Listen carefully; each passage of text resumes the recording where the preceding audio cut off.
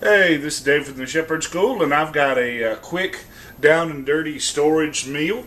We're going to use our a chicken that we just checked out a second ago, our 2-year-old canned chicken, to make some chicken and dumplings.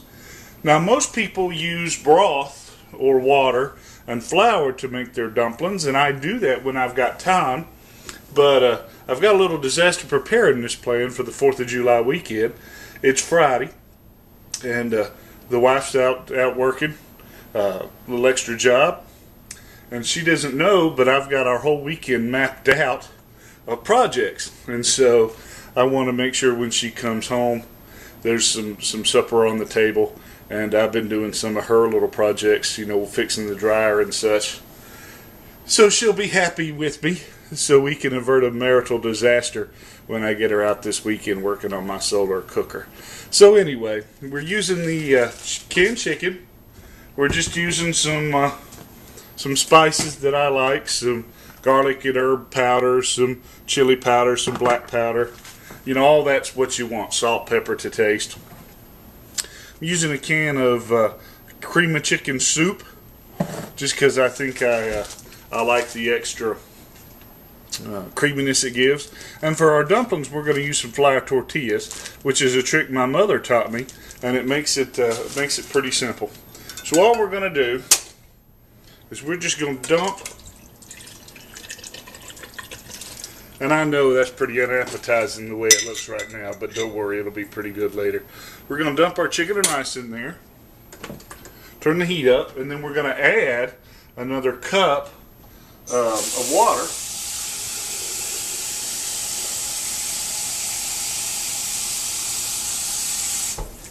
And when I say cup, I don't mean cup, I mean jar, right?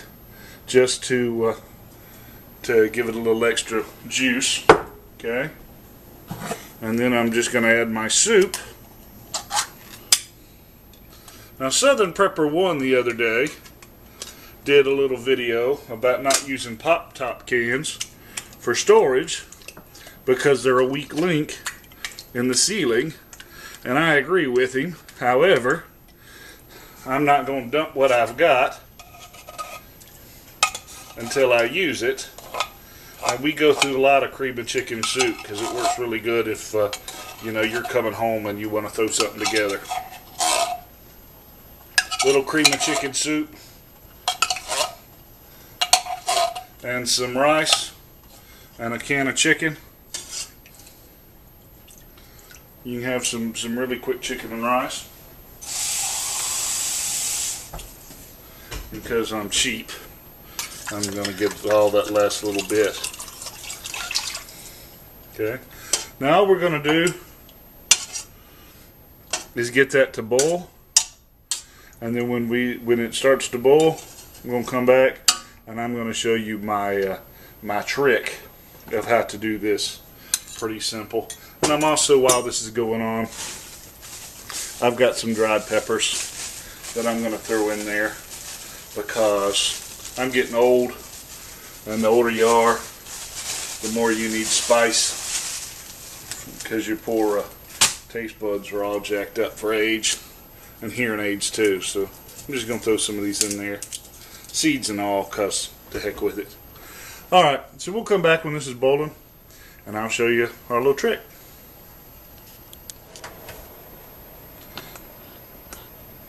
Alright, we've got our chicken and broth boiling. Okay, we added the spices that I like, probably a little more garlic than most people like, but it's good for the bugs. So I've got some flour tortillas, trick my mom showed me, and you can either cut these into strips, but I just like taking them and ripping them into chunks and dumping them into the boiling water. You want them, about that size, and you don't want to do too many of them at a time, and you want to separate them as you throw them in the water. And what they'll do is, just like your regular dumplings that are made out of just flour and water into a dough, these are going to soak up the liquid and expand and cook.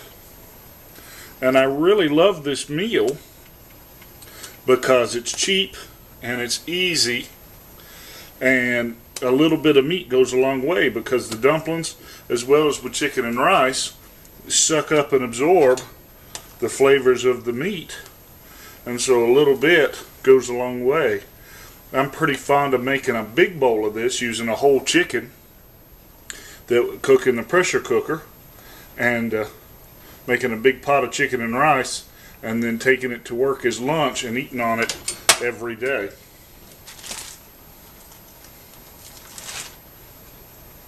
As far as disaster charity or neighborhood preparedness, this is really good because, you know, you can just cook 1 can of chicken, 1 can of rice, you know, about 2 or 3 cans of water, and make a big pot of food that feeds, you know, a lot of people for little or no energy, little or no effort, and little cost.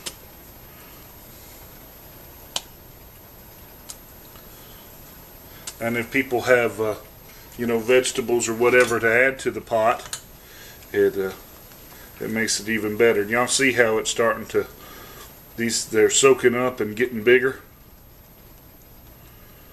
And this will end up filling that whole pot.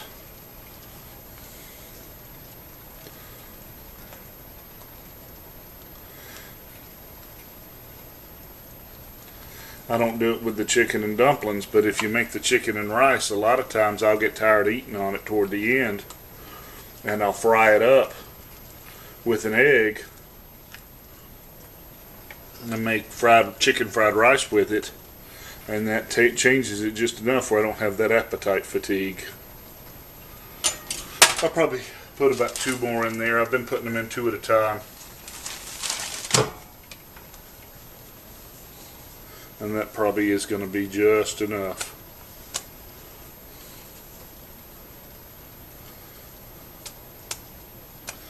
My mom taught me this recipe when I was in the service.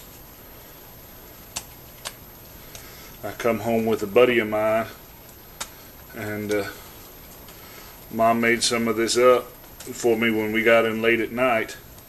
My buddy was like, "You sure are a mama's boy."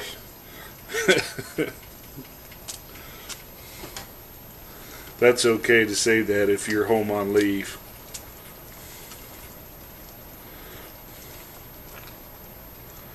Alright, we're just going to let this simmer for a little while, and we'll come back. I'll show you the final. I like to put a little cheese on it when I'm done, but we'll see what it looks like in just a little bit. About 10 minutes or so. Okay, here it is. And I ended up using an entire 10-pack of medium flour tortilla shells, and I just let this sit. Now the thing with chicken and dumplings, same thing with chicken and rice, you don't want to over stir it or you'll break the stuff up, but got a nice little texture there. They've got a little thicker, right? So filled up the bowl pretty nice. It's not too liquidy. Alright. And the wife likes it with cheese on it. And to tell you the truth, so do I. So I'm going to let this sit. She's almost home. And then when she comes home, it'll be here.